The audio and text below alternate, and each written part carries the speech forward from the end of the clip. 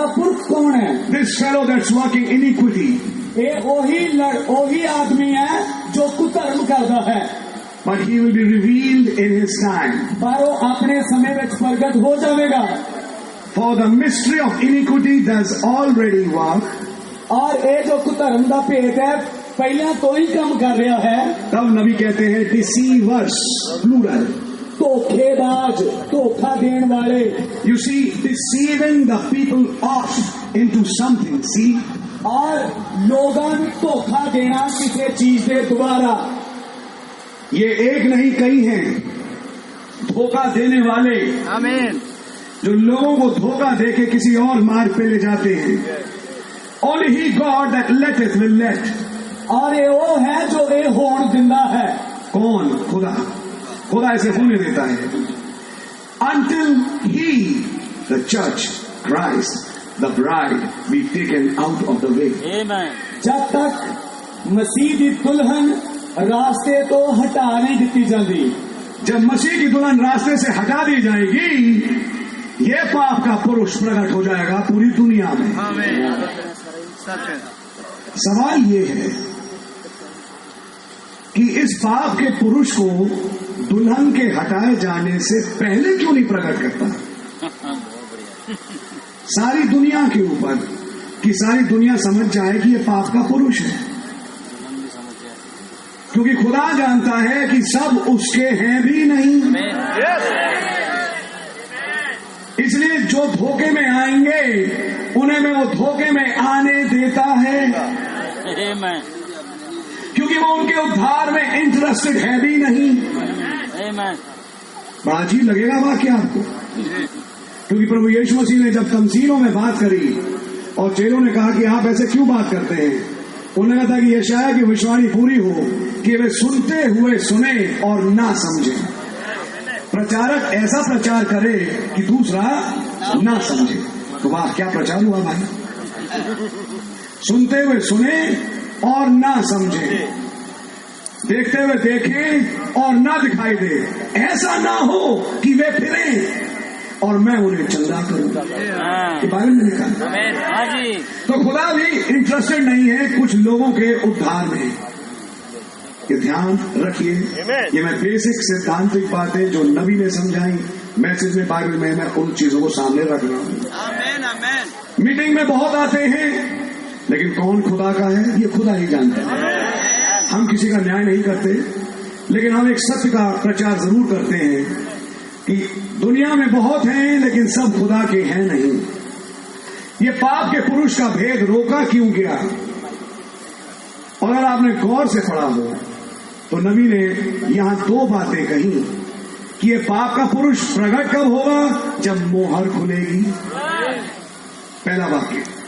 दूसरा वाक्य बाइबली की आयत को लेके कि जब दुल्हन रास्ते से हटाई जाएगी तब ये पाप का पुरुष, ये दुष्ट प्रकट होगा और पूरा संसार इसे जानेगा. यानी कि इसका प्रकटीकरण संसार के ऊपर तो तब होगा जब दुल्हन चली जाएगी. आमीन. लेकिन दुल्हन पे पहले हो जाएगा जब मोहर खुलेगी. आइए इन दोनों वाक्यों को समझें. दुल्हन पे ये बात पहले मोहरों में क्यों खोल दी जाएगी? ताकि दुल्हन इनके झांसे में ना फंसे. क्योंकि खुदावन इंटरेस्टेड है इन लोगों के उद्धार में, इन लोगों के रैप्चर में. इसलिए वो इन लोगों को उड़ा के यहाँ से ले जाएगा. ये पाप के पुरुष के सामने नहीं झुकेंगे, ये अधर्म की प्रतीति नहीं करेंगे, क्योंकि इनके सामने मोहर खुल गई. इन्हें पता लग गया कि मसीह विरोधी की आत्मा क्या करती है. बात है, ये मसीह विरोधी की आत्मा जब पहले कलीसिया काल में चालू हुई तो कौन से चर्च में चालू हुई? फरीसियों की. बिलीवर चर्च में. कई लोग संदेश को जरा ध्यान से पढ़ते नहीं. ये मसीह विरोधी की आत्मा क्या फरीसियों में चालू हुई? वो तो वैसे भी अनबिलीवर्स ही थे. लेकिन जब आप वचन को पढ़े, पहला यूहन्ना, एक मिनट आयत निकाल लें. पत्रिया में क्यों? 4 बाब. पहला यूहन्ना और उसका 4था अध्याय।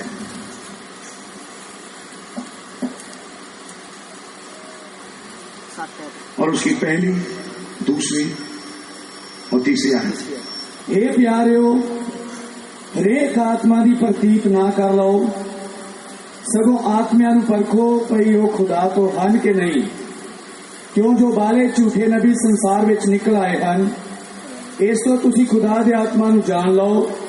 हरेक आत्मा जिहड़ा मान लैंदा है भई यीशु मसीह देहधारी हो के आया सो खुदा तो है, अते हरेक आत्मा जिहड़ा यीशु नू नहीं मानदा सो खुदा तो नहीं, अते एहो मसीह दे विरोधी दा ओ आत्मा है जिहड़ा तुसां सुनिया भई आउंदा है अते ओ हुण भी संसार विच है। सवाल ये उठता है कि यूहन्ना किसे लिख रहा है? ये चिट्ठी लिखी किने जा रही है?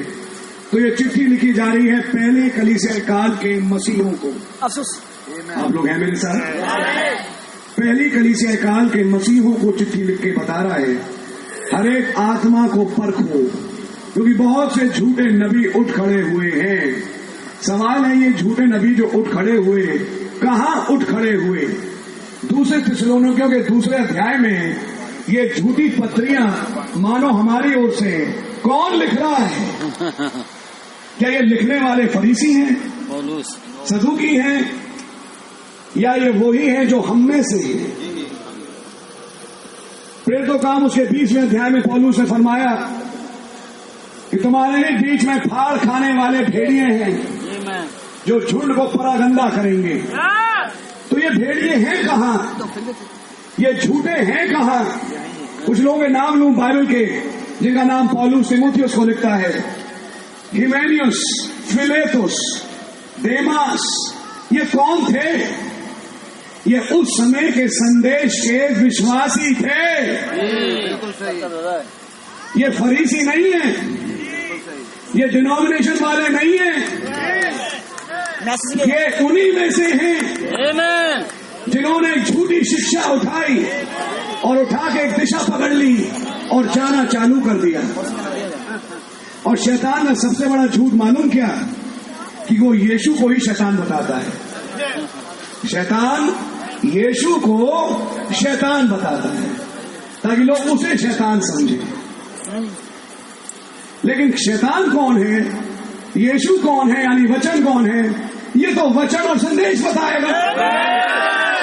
इसका खुलासा तो वचन और संदेश करेगा। इसका खुलासा ऐसे थोड़ी ना होगा। और हम खुदावन का बड़ा धन्यवाद देते हैं, इस युग में खुदावन ने इस पुस्तक को मेरे और आपके लिए खोल दिया। आप लोग हैं मेरे साथ? ना तो ऐसे ध्यान से समझने की कोशिश करें। और इस सिद्धांत को समझाते हुए तब नबी कहते हैं,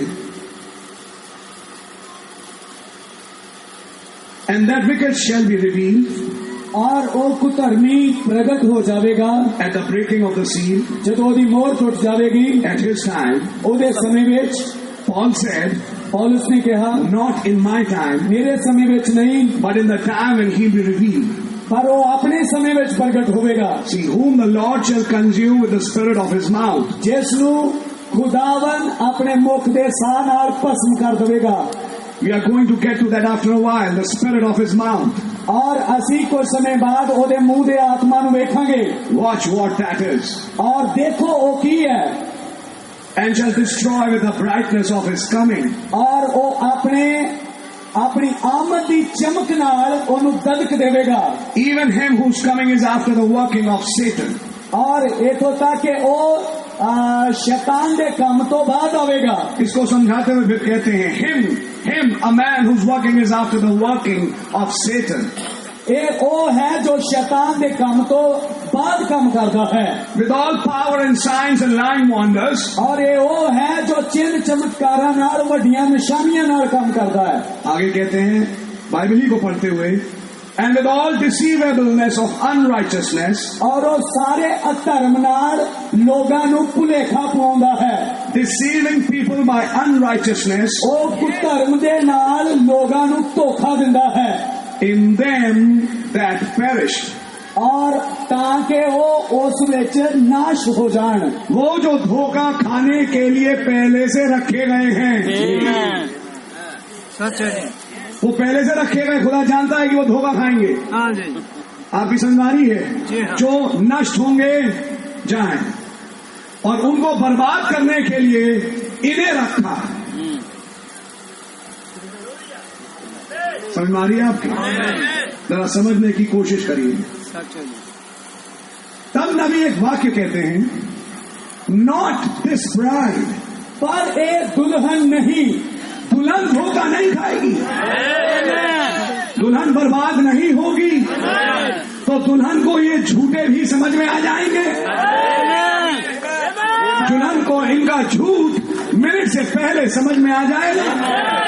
आप हैं मेरे साथ? लेकिन जो धोखा खाने के लिए पहले से रखे गए हैं, हम उनको 10 दफा बैठ के समझाएं, दीवार पे मत्था मार मार के समझाएं। ऐसों की समझ में ब्रदर, मेरी बहन, नहीं आएगा। ना आया था, ना आया है, और ना आगे भी आएगा, क्योंकि यह खुदावन का कलाम है जो कह चुका। और तब इसके बाद ये जो धोखे में हैं, जो झूठ के साथ चलते हैं, इनकी एक और परिभाषा समझाई गई। और इसमें तब लिखते हैं, ये मैं चाहूंगा कि हिंदी में ही हम दूसरे थिस्सलुनीकियों 2 में इस आयत को भी पढ़ लें। 11वीं आयत, भाई पंजाबी पढ़ दें। 11वीं आयत। सो ऐसे करके खुदा उन्हां ते धोखे दा असर करदा है भई वो झूठ नूं सच मनण। खुदा भी उनके बीच में एक भटकाने वाली आत्मा भेज देता है। कौन भेज रहा है भटकाने वाली आत्मा? खुदा खुद।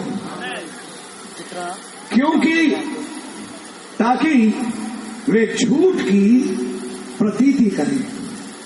ये झूठ की प्रतीति का मतलब क्या हुआ? झूठ बिल्कुल सच दिखे। जो झूठ है, झूठ बिल्कुल सच दिखे, है वो झूठ, आप कहें नहीं यही सच है। और ये कौन सी आत्मा कराएगी? एक भटकाने वाली आत्मा। इस भटकाने वाली आत्मा का भेजने वाला कौन है? खुदा। किनको? जो कि नाश होने वाले हैं। आप है मेरे साथ? आइए जरा सिद्धांत को जरा और समझें। 12वीं आयत पढ़े। खुदावन इनके बीच में ये भटकाने वाली आत्मा भेज क्यों रहा है? 12वीं आयत। ਤਾਂ ਜੋ ਉਹ ਸਭੇ ਦੋਸ਼ੀ ਠਹਿਰਨ ਜਿਨ੍ਹਾਂ ਸੱਚ ਨੂੰ ਨਾ ਮੰਨਿਆ सगों कुधर्म ते प्रसन्न रहे। एक समय उनके सामने सच रखा गया, एक समय उनके सामने सच रखा गया और उन्होंने माना कि ये सच है। मैं आऊंगा भी थोड़ी देर इन बातों पे। उन्होंने माना कि ये सच है, लेकिन सच मानने के बाद जब मौका आया कि हम सच पे चले, तो सच पे चलने को अगला राजी नहीं है। सच है ब्रदर। ऐसों के लिए खुदा ने एक भटकाने वाली आत्मा रखी कि वो किताबों में, सहीफों में भटकते रहें, खोलते रहें और भटकते रहें। ऐसे खोजी जो एक नहीं 50-50 किताबें निकाले, फिर भी उनकी खोज कभी खत्म नहीं हो पाएगी और इधर दुल्हन उड़ जाएगी।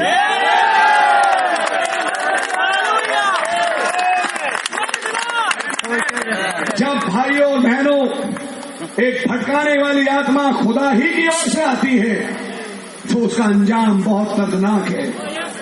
सच है। इसकी बड़ी तस्वीर अहाब और यहोशाफात में है, जहां 400 एक तरफ, अकेला मिकाया एक तरफ है। मिकाया लगेगा बिल्कुल एक अकेला है, बाकी तो 400 एक ही भाषा बोल रहे हैं। नहीं, लेकिन भटकाने वाली आत्मा है किसमें? कौन कहेगा? बड़ा हाथ और रमोत गिलियाद को ले। ये बोलने वाले कौन होंगे? सिदकिय्याह और उसके 400, जो कि अहाब और इजबेल की मेज से खाते हैं।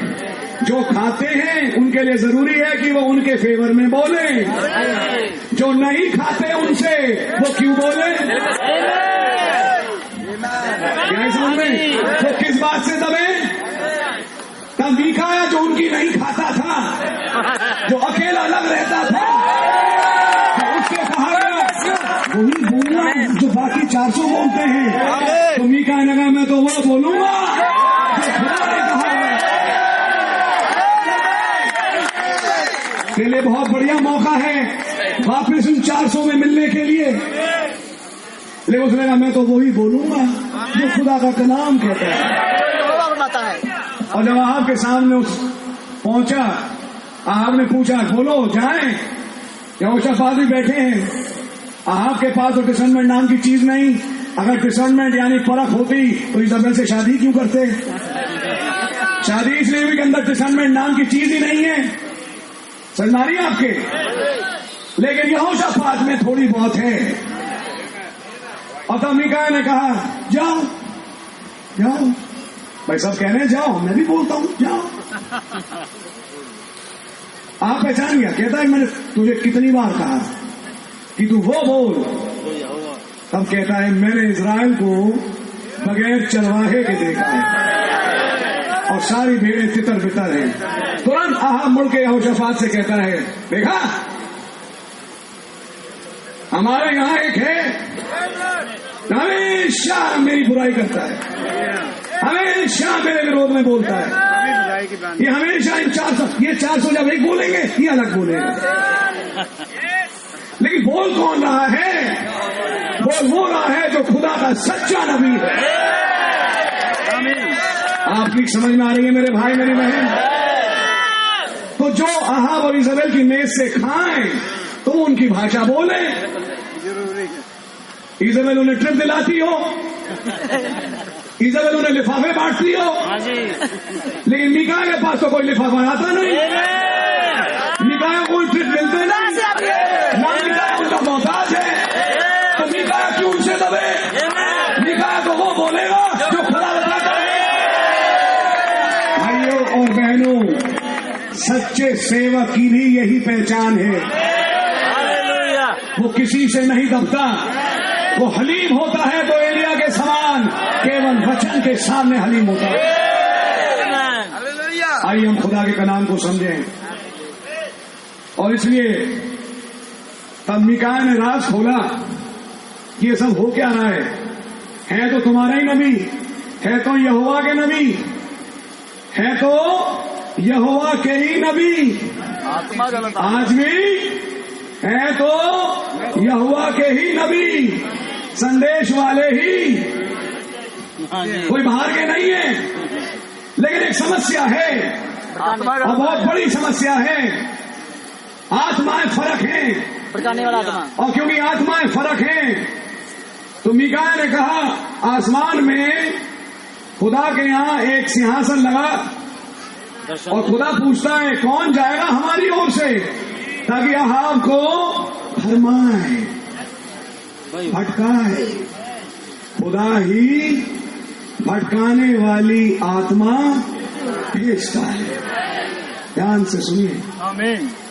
तो इधर देखा उधर देखा, तब बोला कि नीचे से नरक की दिशा से एक झूठ बोलने वाली आत्मा आई और उस झूठ बोलने वाली आत्मा ने ये कहा मैं जाऊंगी। बोले तू ये काम कैसे करेगी? जवाब मैं उसके नबियों में जाके बैठ जाऊंगी। समझ मारी आपके, ताकि वो एक स्वर में इसके बोले, एक झूठ को कोट करूंगा वचन को ही। क्या रामोत गिलियाद हमारा नहीं है? बिल्कुल है। रामोत गिलियाद तो हमारा ही है। जी हाँ।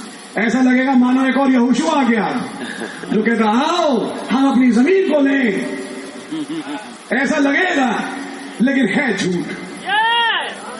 कोट तो लगेगा संदेश का, लेकिन वो कोट एक गलत जगह पे कोट किया जाएगा ताकि एक सच्चे कोट को गलत स्थान देके एक झूठ का रूप दे दिया जाए। ऐसे करूंगी मैं और ऐसे इन्हें भटकाऊंगी। और तब खुदा ने कहा जा तू कृतार्थ हो, और वो गए। और ये है कारण कि सिदकिया जो कि चीफ है इन सबके मुखिया, और ये 400 एक ही भाषा बोलते हैं।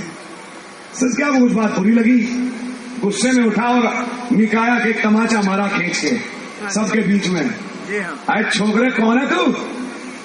खुदा का आत्मा मुझे छोड़ के तेरे पास कहां से चला गया? घमंड, देख रहे हैं आप? घमंड, गुस्सा, तेज आवाजों में बोलना, दूसरे की बातों को दबाना, तेज बोलते जाओ, भौंकते जाओ जब तक दूसरा ही ना चुप हो जाए। ये कैरेक्टर है और इसको नापिए पवित्र आत्मा से, इसको मापिए खुदा के कलाम से और खुदा के जन से। क्या ये आत्माएं मेल खाती हैं? ध्यान से सुनिएगा। चपत मार गए, खुदा का आदम मुझे छोड़ के तेरे पास कहां से चला गया? अंबिका ने बड़े आराम से कहा, उस दिन जानेगा जब तू भीतरी कोठरों में भागता हुआ निकलेगा। ये महीनों सालों में पूरा नहीं हुआ, कुछ ही दिनों में पूरा हो गया। खुदा का कलाम कभी झूठा नहीं, सच्चाई होता है। खुदा का नाम मुबारक हो। हालेलुया। तो मैंने शुरुआत में आपके सामने एक बैकग्राउंड रखने के लिए ये दूसरा थिस्सलुनीकी उसका दूसरा अध्याय इसलिए पढ़ा ताकि मैं आपको संदेश से ये दिखाऊं। नबी और संदेश इस चीज को पहले से समझा चुका है कि ये समय आएगा जब झूठे खड़े होंगे और खुदा, क्योंकि उन्होंने सत्य की प्रतीति नहीं करी। आज ये बात हर एक के लिए है जो सच की प्रतीति ना करे, चाहे डिनोमिनेशन में ही क्यों ना हो और चाहे संदेश के दायरे में भी कोई क्यों ना हो।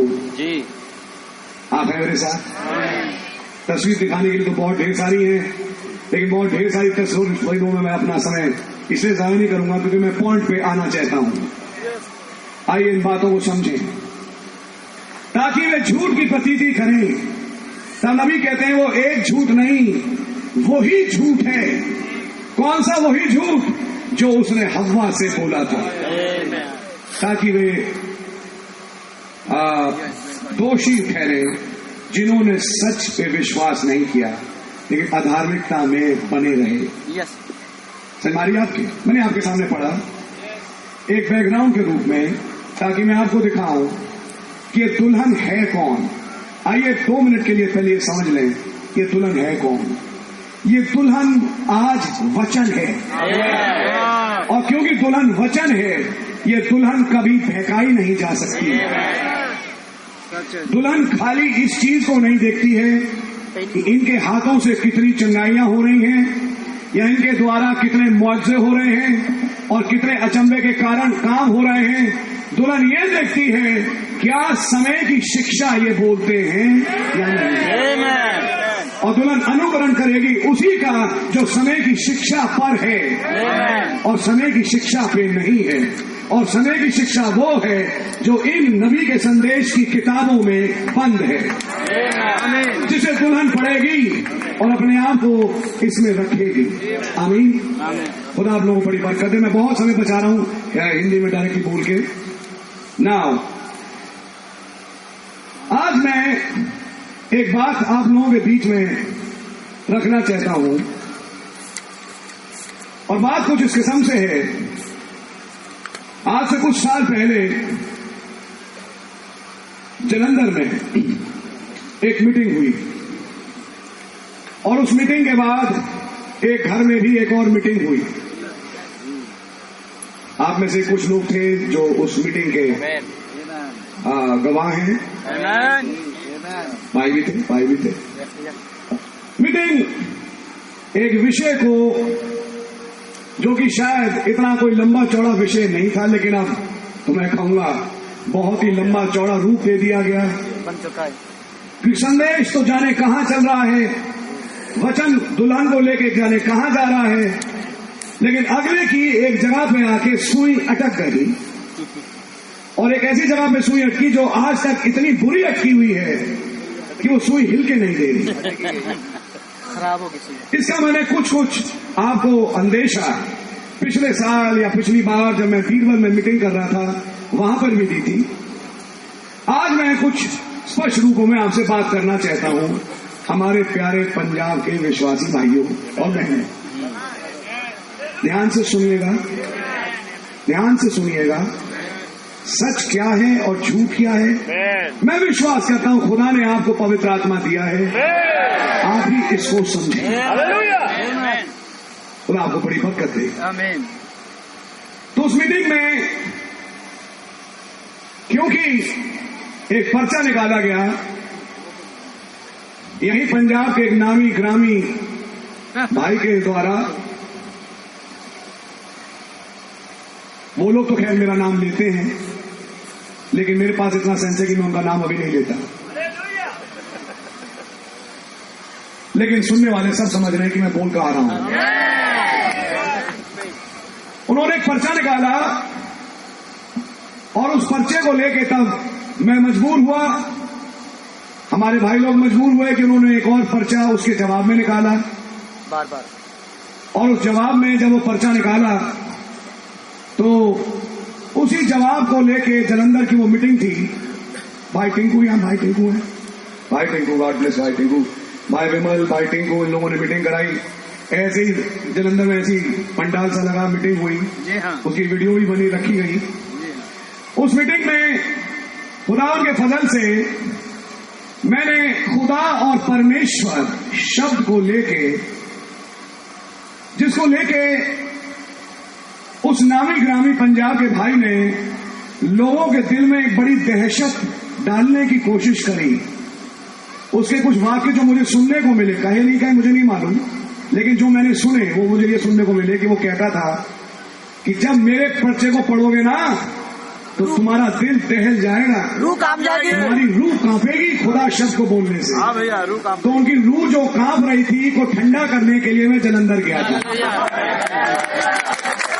ताकि इस मीटिंग के बाद वो रूहें कांपना बंद हो जाए, ठंड लगना बंद हो जाए और बड़े आराम से गला खोल के ये शब्द खुदा का वो बोल सके।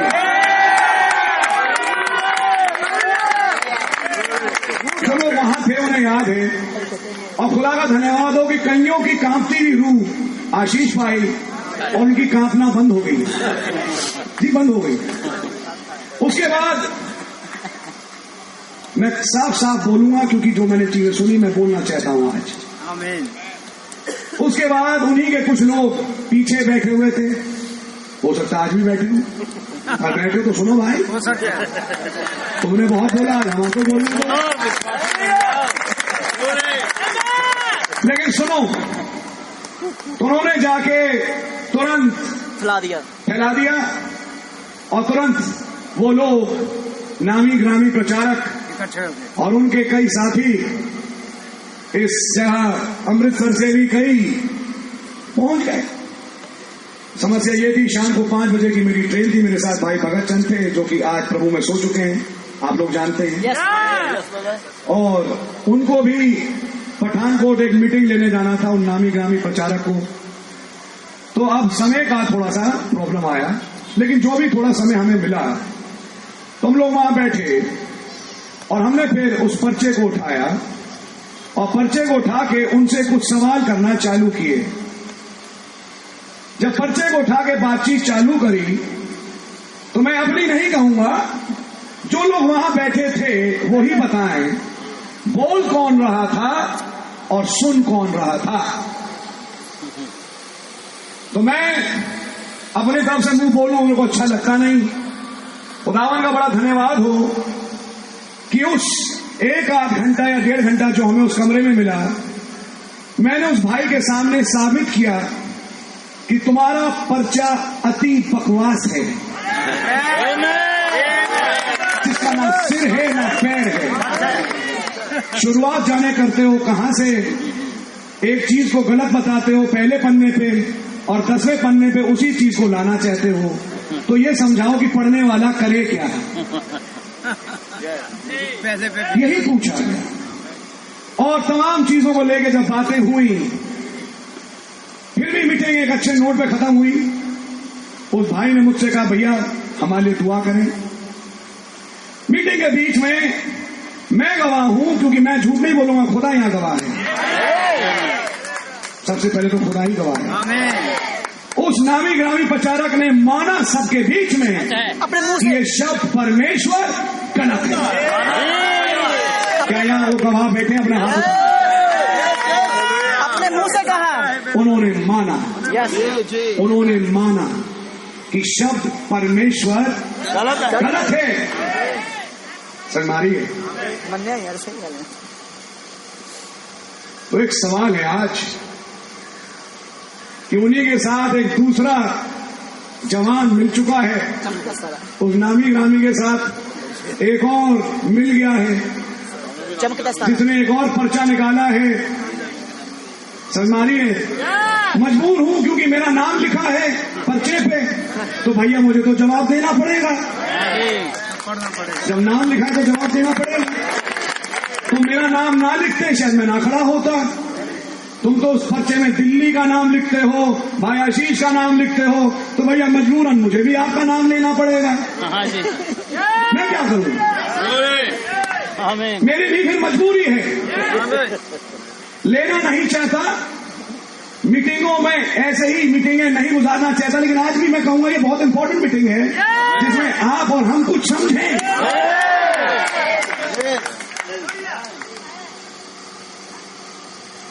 और अब सुनने में आया एक पर्चा तो निकाल दो जिसके बारे में मैं लाया हूं, वो पर्चा मेरे पास है, रखा हुआ है, लाऊंगा अभी, दिखाऊंगा आपको। भाई आप बैठिए आराम से, गॉड ब्लेस यू। और अब सुनने में आया कि वो एक और पर्चा निकाल रहा है, अच्छा, ये साबित करने के लिए कि परमेश्वर लफ्ज बिल्कुल सही है। अच्छा, सुन रहे हैं आप?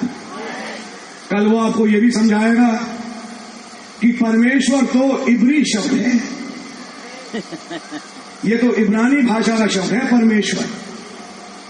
वो होशे की किताब के इसी ईशा पे चला जाएगा। इन चीजों को हम 25 साल पहले सुन चुके हैं, मैं इसके लिए कोई नया नहीं हूं। आपकी समझ आ रही है? कल को वो संस्कृत को इब्रानी भाषा से जोड़ देगा और संस्कृत और इब्रानी भाषा को जोड़ के आपको खड़ा करके दिखा देगा कि परमेश्वर लफ्ज तो बिल्कुल सही है। खिचड़ी पका के फिर वो आपको ये भी कहेगा, देखो हम क्या कहते हैं, परमेश्वर।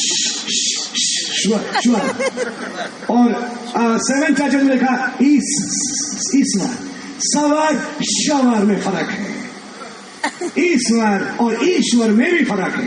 कल को वो आपको ये भी दिखाएगा और आपके सामने ऐसे ऐसे पर्चे निकालेगा। ईश्वरा के लिए बोला था भाई ब्रैनम ने, ईश्वर के लिए थोड़ी ना बोला था, ईश्वरा के लिए बोला था, परमेश्वर के तो नबी ने कुछ बोला ही नहीं। जैसे मैंने आपसे कहा, जब एक भटकाने वाली आत्मा आ जाती है तब यही होता है जो हो रहा है। थोड़ा सा आगे बढ़े। जलंधर की जब वो मीटिंग समाप्त हुई तो, अभी माफ करिए, मीटिंग समाप्त नहीं हुई थी क्योंकि मैं अभी एक पॉइंट और रखूंगा आपके सामने। ये लेखक जो कि माखू से हैं, हमारी आपके, और इन्होंने अपनी एक पत्री निकाल डाली, ध्यान से सुनिएगा।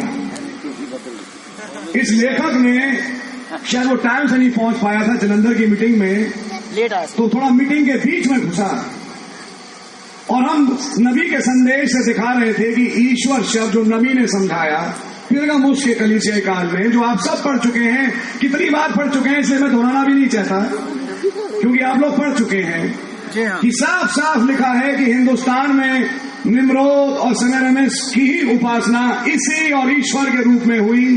कोई डाउट नहीं, कोई दूर दूर तक इसके बारे में सवाल नहीं। और वो जो ईश्वर कहलाता है, यानी इसी का वर, यानी इसी जो कि कहलाने के लिए उसकी माँ है, वही उसकी पत्नी भी है।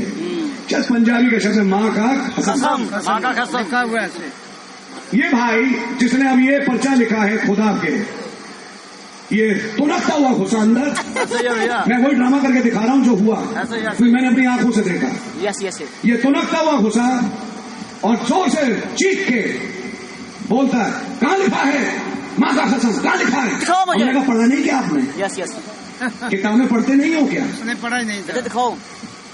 फिर उसके बाद माहौल कुछ मसीही रहा नहीं और वाद विवाद का एक ऐसा जंजाल उठता चला गया कि टाइम भी हो गया। उन्होंने कहा भैया हमें भी जाना है, और हमने कहा भैया हमें भी ट्रेन पकड़नी है। मीटिंग वहां समाप्त हुई, लेकिन एक बात उस मीटिंग में स्पष्ट हो गई कि उनका लिखा हुआ पर्चा अति बकवास था। कोई भी वचन और संदेश को जानने वाला अगर उस पर्चे को पढ़े, मेहर बाबा पे, 101 नामों पे, इन तमाम चीजों को वो इस जगह ही पहुंचेगा। ये अति बकवास है। सच है जी। आपकी समझ आ रही है? एनी हाउ वो प्रूव हो चुका था। ये अलग बात है कि वो नामी ग्रामी प्रचारक पंजाब में जगह जगह जाके कहता है कि जलंधर में वे लोग खामोश थे और हम बोल रहे थे, भाग गए थे। कौन भागा था भाई, तुम या हम? क्यों झूठ बोलते हो? अच्छा, अगले को एक बोलने की तमीज यह है कि मेरे को झूठ बोलने की आदत है नहीं। उस कमरे में उन्होंने ये शब्द बोले थे, बोलते झूठ ही है लेकिन बोलते झूठी है। मैं मजबूर हूं आज बोलने के लिए कि आप झूठ बोलते हैं, और आज उस झूठ का पर्दाफाश होगा। जी, यस, झूठ के पैर नहीं होते। झूठ, नबी ने कहा सबसे बड़े झूठ में 99% सच होता है कई बार, लेकिन वो 1% मिलावट उस 99% को भी मिला के झूठ ही बना देती है। आइए थोड़ा सा आगे बढ़े। मैं थोड़ा इतिहास इसलिए ले रहा हूं, प्लीज मेरे को थोड़ा टाइम दें आज। हम 15-20 मिनट, आधा घंटा लेट भी खाना खा सकते हैं। वैसे भी 12 बजे तो खाना खाया ही है, खाना खाया तो मैं पेट तो भरे ही होंगे। तो खुदा आपको बड़ी बरकत दे। जरा सुनिए, जरा और आराम से सुनिए। एक मिनट रहने दो भैया, ये चलने दो। तो क्या हुआ, जलंधर की मीटिंग के बाद लड़ाई इंटरनेट पे पहुंच गई। नेट पे पहुंचते पहुंचते एक काम और हो गया कि वो पंजाब का नामी ग्रामी प्रचारक जो अपने चर्च में 8 महीने और बाहरी देशों में 4 महीने रहता है, समारी आपके कहलाने के लिए एक पास्टर भी है। माफ करिए मैं मन से बातें बोल रहा हूं, लेकिन वचन और संदेश की रूह से जो नबी ने कहा जांचिए कि पास्टर किस किस्म का होना चाहिए, और उस मापदंड में देखिए तो आपको समझ में आएगा पास्टर होता कौन है। सच है जी। आप है मेरे साथ? हाँ, पास्टर निकलता है, हाँ पास्टर बाहर काम करता है, लेकिन ये भी बात पक्की है कि पास्टर का ज्यादा समय अपनी कलीसिया के साथ। सरमारी आपकी। जब नबी ने देखा कि उनका लोड बाहर का बहुत ज्यादा है, तो उन्होंने एक असिस्टेंट पास्टर के रूप में भाई नेविल को खड़ा किया, क्योंकि मैं बहुत बार रह नहीं पाता हूं, मैं कई दिनों बाहर रहता हूं। आप यहाँ बागडोर संभाले, मैं रहूंगा पास्टर कागजों पे, लेकिन मैं बाहर हूं और मैं बाहर काम कर रहा हूं। नबी ने इस रूप को लिया, बोलने के लिए बड़ा मेरे पास भी बहुत कुछ है, लेकिन समय में रोक के उस टॉपिक पे रहूंगा जो मेरे लिए आज बोलना मुनासिब है। आत्माओं को परखो। जलंधर की मीटिंग के बाद इस आदमी ने पीछा नहीं छोड़ा और जाके कुछ लोगों से कहा मेरे पास तो डिक्शनरियां हैं, मेरे पास तो ये है, मेरे पास तो वो है, मैं तो प्रूव करके दिखा दूंगा कि ये शब्द खुदा कितना गलत है और परमेश्वर शब्द कितना सही है, और ये और वो है। जो भी कहा, माना कि परमेश्वर शब्द गलत है, फिर कहता खुदा भी गलत है, तो हमने कहा फिर सही क्या है? दोनों सही है, दोनों ही सही हैं, दोनों ही गलत हैं। ये तो वही बात होगी जो डिनोमिनेशन का पादरी कहता है, बाप बेटा रूल कुदूस भी सही है, यीशु मसीह भी सही है, वो भी सही है, वो भी सही है, दोनों को करते रहो, दोनों ले लो। आई समझ में आपके? जरा आत्मा समझने की कोशिश करें। उसके बाद क्या हुआ, ये इजराइल चले गए। इजराइल में इन्हें इनका एक हमदर्द मिल गया, और उसका नाम मैं लूंगा आपके सामने। मेरे को मालूम रिकॉर्डिंग हो रही है, अच्छा रिकॉर्डिंग हो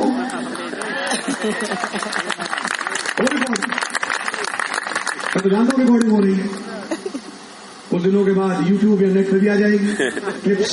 यस यस, आ जाए, व्हाट्सएप सब जगह है भाई, लेकिन आप वही करना व्हाट्सएप जो सुन रहे हो, यस, बिगाड़ना नहीं। Yes yes yes. इन्होंने एक हमदर्द पाया इजराइल का एक, एक आदमी जिसका नाम था, है अभी भी, सुलेमान याकूब। और सुलेमान याकूब से मिलने के साथ, और सुलेमान याकूब ने कहा कौन कहता है ये परमेश्वर शब्द है, तो इतना सही शब्द है और ये है और वो है करके इन्होंने उनकी हमदर्दी प्राप्त करके उनमें अपना एक पार्टनर पाया, जिसमें होते हुए इन्होंने बहुत दम भरा पंजाब में और लोगों के मुंह को ठंडा करने की कोशिश करी। हमारे बीच में पास्टर भूपेंद्र है, हमारे चर्च का एक भाई जॉन पानेकर जवान है, नेट पे जब उनसे कुछ बात करता था, फाइनली सुलेमान याकूब ने उनको लिख दिया कि ये सर्पवंश हैं। मैं सद रहा हूं, ये सर्पवंश हैं, ये सर्पेंट सीड हैं। आइए देखेंगे सर्पेंट सीड कौन है। हाँ जी। अभी 1-2 साल नहीं गुजरे, शायद पिछले साल ही की बात है या उससे बहुत से पहले, अचानक मैं जब आंध्रा में था तो इनका जो बड़े नामी ग्रामी पंजाब के प्रचारक के हमदर्द, परमेश्वर शब्द को उठाने वाले इजराइल के सुलेमान याकूब, खबर मिली आंध्रा का एक भाई जो मुझे खुद इजराइल ले जाना चाहता है, बोला उसने, और खुदा ने चाहा कभी जाऊंगा अभी, लेकिन उनके कई अपने भाई लोग इजराइल में ही थे, तो वो भी सुलेमान याकूब के पास जाते थे। उनसे खबर मिली कि भाई वो तो संदेश से बहक चुका है और हमारे लोग तो उसे छोड़ चुके हैं, क्योंकि वो भाई ब्रैनम में कई गलतियां निकाल रहा है, वो तो संदेश में गलतियां निकाल रहा है। हम बड़े चकित हुए कि अगला तो भाई भूपेंद्र को, हम लोगों को, खुदा बोलने वालों को, जॉन पानेकर को सर्पेंट सीड बता रहा था, अब जो दिखने वाला गॉड सीड था वही संदेश से बह गया है जी। ध्यान से सुनिए, अगला कहता है, और के कोटेशन आज भी भाइयों के पास है कि खुदा हमारा न्याय अंतिम समय के संदेश के अनुसार नहीं करेगा, खुदा हमारा न्याय उस संदेश के अनुसार करेगा जो पौलुस ने प्रचारा। वचन के काय दिखाता है, इन शब्दों को कह के वो भाई ब्रैनम के संदेश को पीछे हटाता है और हटा के ये कहना चाहता है कि इस पे हमारी इतनी तवज्जो नहीं जितना उस पे है। आप हैं मेरे साथ? आमीन। केवल यही नहीं, इसके अलावा इस प्रचारक ने नबी के संदेश की कई शिक्षाओं को डायरेक्टली अटैक करना शुरू कर दिया।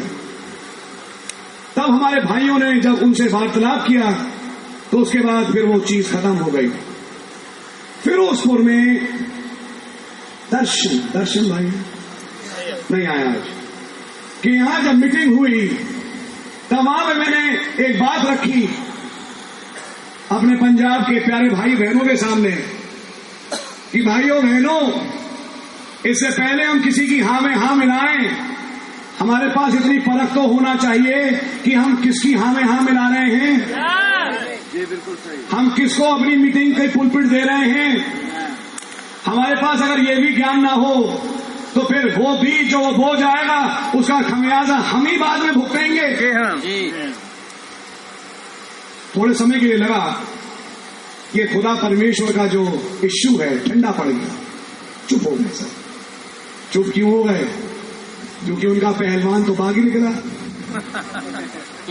जिसमें वो बहुत दम भरते थे, आज वो मैसेज में है ही नहीं।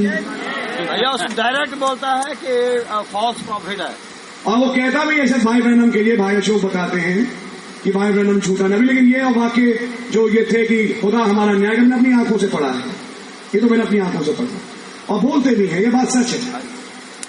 डायरेक्टली नबी की शिक्षाओं को अटैक करते हैं। मरने के लिए अभी अभी मुरंडा में भी एक मीटिंग हुई जिसका एक ऑर्गेनाइजर था, माफ करिए भाई जो मेरे दिल में आज मैं बोलूंगा, ऑर्गेनाइजर को मैं जानता हूं कि वो रिचर्ड गैन की शिक्षाओं पे चलता है। यस, मैंने उस पे फोन पे आधे घंटे गुजारे और उससे सवाल रखे कि रिचर्ड गैन की शिक्षाओं में पहली एक शिक्षा ये है, मूल तरीका पैदाइश का स्पोकन वर्ड यानी मुंह के बोले हुए वचन से नहीं, वही तौर तरीका था जो आदमी औरतों के बीच में आज होता है। हमने कहा भाई तो फिर यीशु मसीह की पैदाइश कैसे हुई? आदमी औरत के मिलन के अलावा। दूसरा पॉइंट कहा था रिचर्ड गैन ने, जो खोजी हो इन चीजों को जानने के, आप जाके देख सकते हैं कि 7 गर्जन के शब्द अभी नहीं हुए, वो 7 आदमियों में प्रकट होंगे। हमने कहा 7 गर्जन के विषय में भाई आपका क्या विचार है? बात यह थी कि इन्होंने ही मुझे अमेरिका में भी बुलाया था, मैं तो तब चला गया। बाद में जब यह ज्ञान मुझे मिला, मैंने कहा मैं तो इनसे पूछूंगा, क्योंकि इससे पहले कि मैं किसी सेवक के साथ एसोसिएट करूं, मैं जानना चाहता हूं कि आप हैं कौन। हालेलुया। आपकी समझ आ रही है? आइए जरा इस चीज को समझें। और तब फिर इन्होंने पलटियां खाना शुरू करी, कभी इधर की, कभी उधर की, कभी इधर की, कभी उधर की। आधा घंटा वो पलटते रहे। हमने कहा भाई आप मेरे सवाल का जवाब दे नहीं रहे हो, आप इधर उधर पलट रहे हो कि भाई ब्रैनम की कई ऐसी बातें हैं, मैं तो केवल 10 से ज्यादा लौट करके जो नबी ने कहा वो मानूंगा, बाकी चीजें जो नबी ने कही, भाई शायद रॉबिन से भी अभी यही कहा, मैं उन चीजों को नहीं मानूंगा। मैंने तो फिर मैं आपकी क्यों मानूं? आई समझ में? तो जब मुझे ये पता लग चुका था, आज बोल रहा हूं, फिर भी तब उन्होंने मुझसे कहा कि हम चाहते हैं कि भाई आप आएं और एक मीटिंग में आएं, क्योंकि मैं चाहता हूं कि ये संदेश बाहर के लोगों तक पहुंचे। और उसके बाद उन्होंने कहा कि वो नामी ग्रामी प्रचारक भी आएंगे और आप भी आएंगे। हमने कहा भाई, तो मैंने और भाइयों से भी बात करी। फाइनली खुदावन का धन्यवाद हो कि मेरी आत्मा ने मुझे गवाही दी ही नहीं कि मैं ऐसी मीटिंग में जाऊं। एंड फाइनली मैंने अपना फोन उठाना बंद कर दिया और वो मीटिंग हुई, लेकिन मैं उस मीटिंग में नहीं गया। ये बातें मैं क्यों बोल रहा हूं, इसके पीछे कुछ तथ्य हैं। भाईचारे की प्रीति को निभाने के लिए हम जहर नहीं खा सकते, क्योंकि जब हमें मालूम है ये जहर है और ये मारेगा, तो हमें बड़ा सतर्क होने की जरूरत है कि हम किसी जहर के प्याले को भाईचारे की प्रीति के नाम पे ना निकल जाएं। मैं तो इनफैक्ट उन विदेशी प्रचारकों से भी सवाल करना चाहता था, क्योंकि उनके चर्च में भी मैं जा चुका हूं और वो रिचर्ड गैन की शिक्षा को नहीं मानते, कि आप इनके साथ एसोसिएट किस लेवल पे करते हो मेरे भाई, क्या आप नहीं जानते? तो जवाब भी मुझे सुनने को मिला, भाई को शायद पता लगा, बताया कि ये भाईचारे की प्रीति में कर रहे हैं। मैं पूछता हूं ये कौन सी भाईचारे की प्रीति है?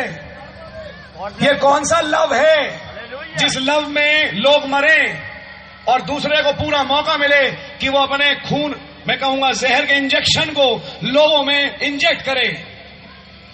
ये कौन सा प्रेम है? खैर, प्रेम के नाम पे तो आजकल बहुत कुछ हो रहा है। एनीहाउ, ध्यान से सुनिए क्या हुआ। जब सुलेमान याकूब ठंडा पड़ गया और समझ में आ गया लोगों को ये तो संदेश में है नहीं, तो ये पंजाब का नामी ग्रामी प्रचारक कुछ समय के लिए ठंडा हुआ, कुछ बोल नहीं रहा था, इधर उधर छुटपुट बातें थी। लेकिन अचानक मैदान में एक और हीरो उतरा जो कि माखू से था। इस हीरो ने सारे सीन को कैप्चर कर लिया और ये जो नामी ग्रामी प्रचारक बैठा हुआ था, इस हीरो से इसे कुछ और जान मिली। ये हीरो जो माखू से उठा, माफ करिएगा इन शब्दों के लिए, क्योंकि आज कईयों के लिए पंजाब में वो एक हीरो बन चुका है। हीरो किस मायने में, लेकिन खैर खुदा रहम करे कि आज अपने आप साबित हो जाएगा हीरो है कौन। जी, खुदा के कलाम के अनुसार हमें हलीम होना चाहिए और खुदा की आत्मा में चलना चाहिए। सुनिए क्या हुआ। इस आदमी ने नबी के संदेश से एक चीज पढ़ी, खैर हम भी पढ़ चुके थे, कि निम्रोद को जीरो अष्टा के नाम से जाना गया। लाइन पढ़ ली। लाइन पढ़ने के तुरंत बाद उसकी दिमाग की रेखा दौड़ना शुरू हुई और फिर उससे चलते चलते वो ज़ोरोआस्ट्रियनिज्म पे भाग गया। ज़ोरोआस्ट्रियन से अज़ूरा मज़दा पे आके फिर खुदा पे आके उसने एक पूरी की पूरी किताब छोटी सी लिख डाली, जिस किताब के अंतर्गत उसने ये साबित करने की कोशिश करी कि ये खुदा शब्द कितना गलत है। आप हैं मेरे साथ? उनकी लिखी हुई पत्री को मैं भी लाया हूं और हम चाहेंगे आज थोड़ी देर कि उसकी लिखी हुई पत्री का आज हम जवाब दें।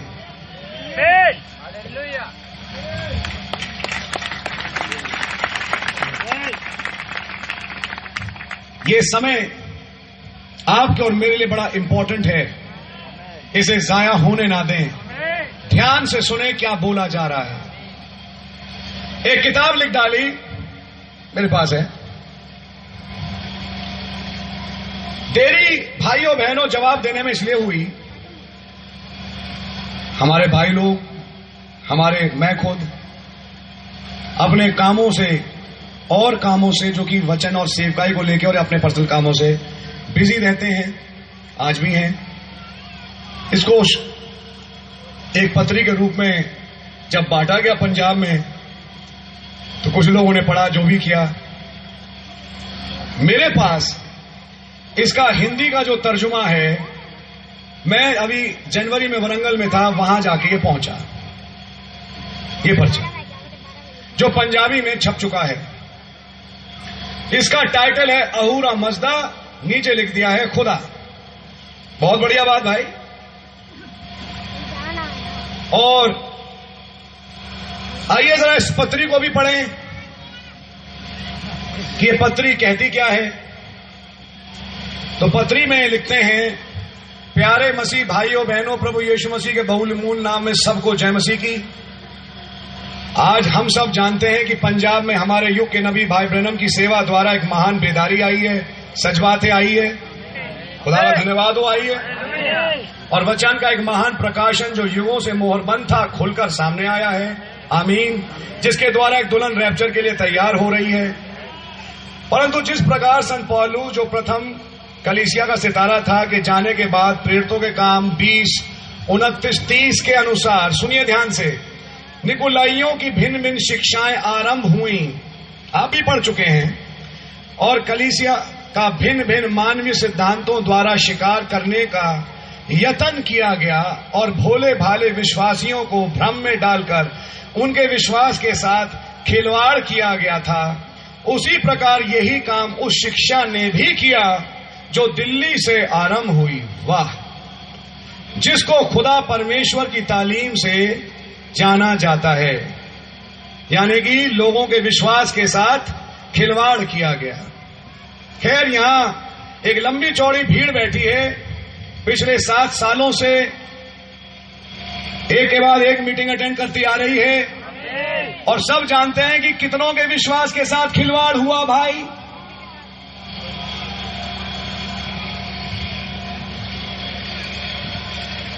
कोई बात नहीं,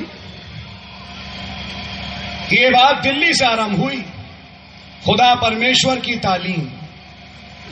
इस तालीम को शुरू करने वालों ने पेरगमुन कलीसिया काल का हवाला देकर कहा कि परमेश्वर शब्द निम्रोद से जुड़ता है, आमीन, इसलिए हमें इस शब्द का उच्चारण नहीं करना चाहिए और मसीह भक्ति को यीशु मसीह तक पहुंचाने के लिए खुदा शब्द ही बोलना चाहिए। पहला झूठ, सबसे पहला झूठ। जब ये बात चालू हुई, हमने कभी भी ये नहीं कहा कि आप खाली खुदा ही बोलिए। आज अपनी ही कलीसिया में और यहां पंजाब में भी कई बार मैं अंग्रेजी में प्रचार करता हूं, मैं गॉड भी बोलता हूं, मैं इंग्लिश में भी खुदा नहीं बोलता, इंग्लिश का मैं गॉड बोलता हूं, मैं यहोवा बोलता हूं, मैं प्रभु बोलता हूं, मैं यहोवा बोलता हूं। मेरे पास तो बहुत से शब्द हैं जो मैं बोलता हूं। मैं इलोहिम भी बोलता हूं, मैं बोलता हूं, पिता बोलता हूं, मेरे स्वामी बोलता हूं, कई शब्द हैं जो मैं बोलता हूं। खाली ये कहना कि सिर्फ खुदा बोलो, ये एक झूठा आरोप है और ये सरासर झूठ है। लेकिन हां, ये बात लोगों को समझाई थी नबी के संदेश से पढ़कर कि ये शब्द परमेश्वर का एक बहुत ही घिनौना मतलब है मेरे भाई, मेरी बहन, जिसका सच में अगर आप सही रूप से मतलब समझेंगे, उस शब्द को अपने प्रभु यीशु मसीह के मधुर नाम से आप कभी जोड़ नहीं सकते, कभी भी नहीं जोड़ पाएंगे, कभी भी नहीं। हम यीशु मसीह को किसी औरत की गोद में नहीं लिटा सकते और उस औरत को उसकी पत्नी और उसी की मां कहें, हम तो ये नहीं कर पाएंगे भाई। आप कर सकते हो, आपकी अपनी बात हो, लेकिन हम इस तस्वीर को हमारे प्रभु यीशु मसीह पे कभी नहीं अप्लाई कर पाएंगे। अजीब बात है, अजीब बात है। इन्होंने लिखा कि शिक्षा का आरंभ दिल्ली से हुआ।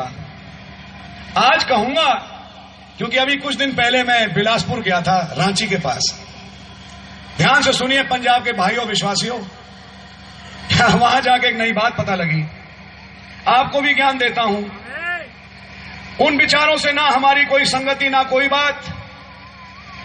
वहां पे भी ये पहुंच गया कि दिल्ली वाले बोलते हैं, तो वहां पे कुछ भाई लोग मिले, कहते ब्रदर आपके पास से तो बात हमें बहुत बाद में पता लगी, लेकिन जाने जब हम विश्वास में और संदेश में आए, पता नहीं क्यों ये परमेश्वर शब्द से हमें एलर्जी होने लगी।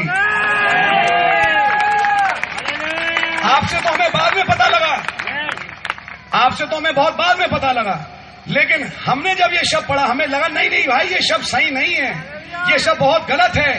एक भाई तो अपने हाथ से डिक्शनरी लेके आया, भैया देखो ये परमेश्वर शब्द तो शिव है, साफ साफ लिखा है। ये मैं नहीं कह रहा हूं, नहीं नहीं, वो लोग ला रहे हैं, वो लोग मुझे दिखा रहे हैं। तो ये कहो कि ये दिल्ली की शिक्षा है, जी नहीं, इस शिक्षा में और भी कई और शामिल हैं, पूरे हिंदुस्तान भर में। आपकी समझ मारी है? आमीन। जी हाँ। लेकिन जैसे आज जब हम डिनोमिनेशन में प्रभु यीशु मसीह के नाम का बपतिस्मे का प्रचार करते हैं, तो क्या हम लोग बदनाम नहीं हुए उनके बीच में? ये तो जीसस ओनली वाले हैं, ये तो बपतिस्मा जीसस के नाम से देते हैं, तो क्या हम वहां बदनाम नहीं हुए? जब भी सच्ची शिक्षा का प्रचार करो तो क्या बदनामी उठानी नहीं पड़ती? तो अगर दिल्ली की कलीसिया इस बात के लिए बदनाम है तो मैं कहूंगा हालेलुया, खुदावन के नाम की तारीफ हो कि हम अपने किसी औरत की गोद में नहीं लिटा सकते। हालेलुया। और नहीं लिटाएंगे, और उसी को उसकी मां और उसको उसकी पत्नी बता दें। ये कौन सा रिश्ता हुआ? संदेश में बिल्कुल साफ साफ साफ साफ, कितनी बार बोलूं साफ साफ, लिखा हुआ है, कोई डाउट ही नहीं है इसमें। लेकिन सत्य को जानकर उसे ना मानना, जलंधर की मीटिंग में माना ये शब्द गलत है, तो फिर आज एक दूसरी किताब क्यों लिख रहे हो? साबित करने के लिए कि ये तो शब्द बिल्कुल सही है। जवाब देना पड़ेगा। और कहते हैं हम इस किताब को छपवा के अंग्रेजी में करके विदेश भी भेजेंगे। भेजो, हम भी जा रहे हैं तुम्हारे पीछे पीछे विदेश भाई। ये मत सोचना कि विदेश में भेज के ये कहानी तुम खत्म कर लोगे। खुदावन का धन्यवाद हो। सच्चाई वो चीज होती है मेरे भाई जो सर पे चढ़ के बोलती है। आमीन। आज सुलेमान याकूब की सपोर्ट कहां गई? अब उन्हें सुलेमान याकूब के बाद एक और मिला है। देखते हैं कि इनका क्या होता है।